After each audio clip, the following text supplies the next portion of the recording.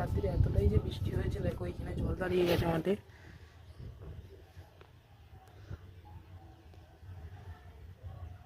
অনেক অনেক জায়গায় আলুও পচে গেছে।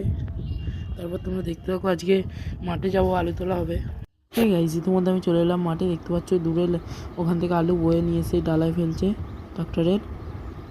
তারপর তোমরা দেখতে থাকো।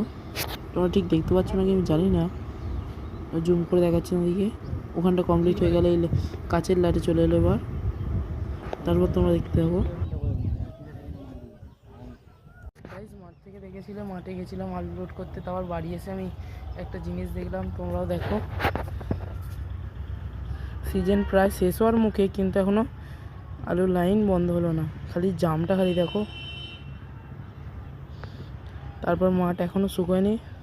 তার বললাম, সব প্রথমেই বললাম আজকে প্রচুর জল হয়েছে ভোরবেলা। গাইজ দেখো, একটা বড় লরি লাইনে দাঁড়িয়ে আছে, ওই জন্যই সব গাড়ি আগাতে পারছে না। খালি অবস্থাটা দেখো খালি। এখন স্টোর খুলে দিয়েছে, ওই জন্য গাড়ির এতটাই চাপ বেড়ে গেছে যে গাড়িটা আগাতে পারছে না কোনো গাড়ি। আজকে ভিডিওটা এখান পর্যন্তই। ভালো লাগে লাইক কমেন্ট সাবস্ক্রাইব করবে, আর যদি ভালো লাগে কমেন্ট করে জানাবে। তারপর দেখা হচ্ছে নেক্সট ভিডিওতে, তার জন্য লাইক কমেন্ট সাবস্ক্রাইব করতে ভুলবে না।